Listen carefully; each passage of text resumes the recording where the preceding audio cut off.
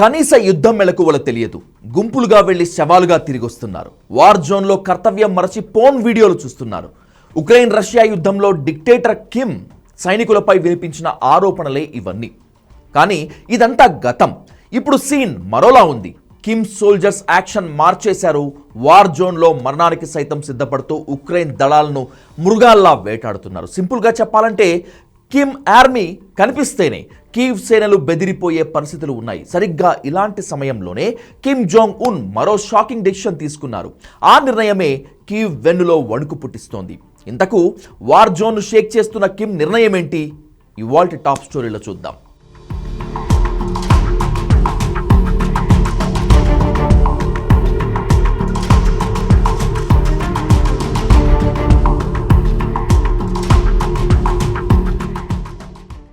Russian language తెలియదు, Ukraine language అర్థం కాదు, యుద్ధం తమ దేశానికి కానే కాదు.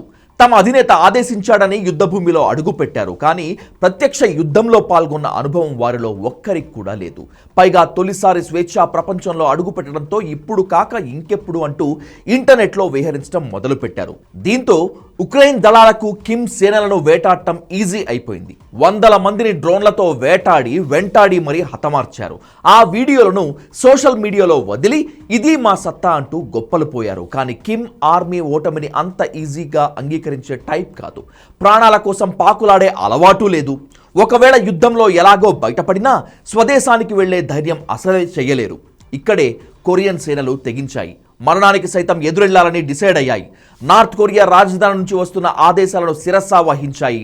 ఫలితంగా ఈజీగా పనైపోతుంది అనుకున్న ఉక్రెయిన్కు కొత్త చిక్కు వచ్చి పడింది.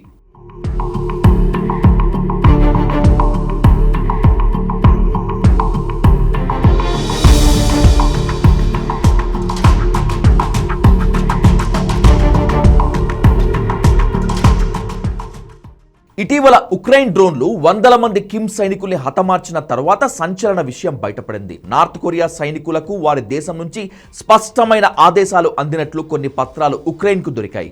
వాటిలో కొన్నింటిని రేడియో ఫ్రీ ఆసియాకు చూపించారు. తమ ప్రభుత్వం నుంచి వచ్చిన మౌఖిక ఆదేశాలను వాళ్ళు పత్రాలపై రాసుకున్నారు. ఉత్తర కొరియా సైన్యంలో అంతర్గత పరిస్థితులను తెలిపే కీలక పత్రాలుగా అవి ఉపయోగపడతాయని గుర్తించారు. ఈ పత్రాల్లో ఆ దేశానికి చెందిన 94వ బ్రిగేడ్ యుద్ధ అనుభవం పాఠాలు ఉన్నాయి.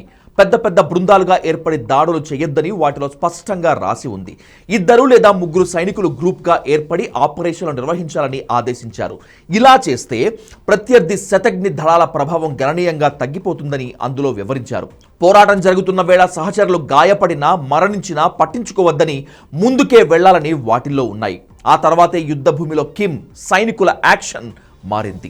కిమ్ సేనల రహస్య పత్రాలు దొరికిన కొద్ది రోజులకు యుద్ధభూమిలో కీలక పరిణామం చోటు చేసుకుంది. ఉక్రెయిన్ దళాలు కర్క్స్ రీజియన్కు వచ్చినప్పుడు నార్త్ కొరియా సైనికుల మృతదేహాలు కనిపించాయి.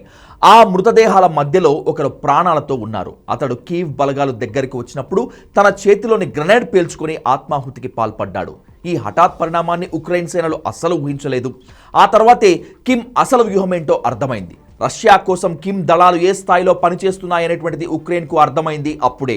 సింపుల్గా చెప్పాలంటే చచ్చైనా సరే రష్యాకు అండగా నిలవాలని కిమ్ ఆదేశాలు ఇచ్చారన్నమాట. ఆ తర్వాత కూడా యుద్ధభూమిలో ఈ తరహా దాడులే జరిగాయి. ఆత్మాహుతి దాడులు తమ సైనికుల స్టైలే అని 2022లో ఉత్తర కొరియా నుంచి పారిపోయిన సైనికుడు అంతర్జాతీయ మీడియాకు చెప్పాడు. అంతేకాదు, యుద్ధంలో బందీలుగా దొరికిన వారిని ఉత్తర కొరియాలో ద్రోహులుగా చూస్తారు. సో యుద్ధ భూమిలో విజయమో వీరమరణమో మాత్రమే కిమ్ సైనికులకు ఉన్న ఆప్షన్. ఇది తెలిసిన తర్వాత నార్త్ కొరియా సైనికుల పేరు వింటేనే ఉక్రెయిన్ దళాలు ఉలిక్కిపడే పరిస్థితికి వచ్చింది. నిజానికి 3 ఏళ్ల యుద్ధంలో రష్యాను గెలిపించేందుకు కిమ్ పంపించింది 11,000 మంది సైనికుల్ని మాత్రమే.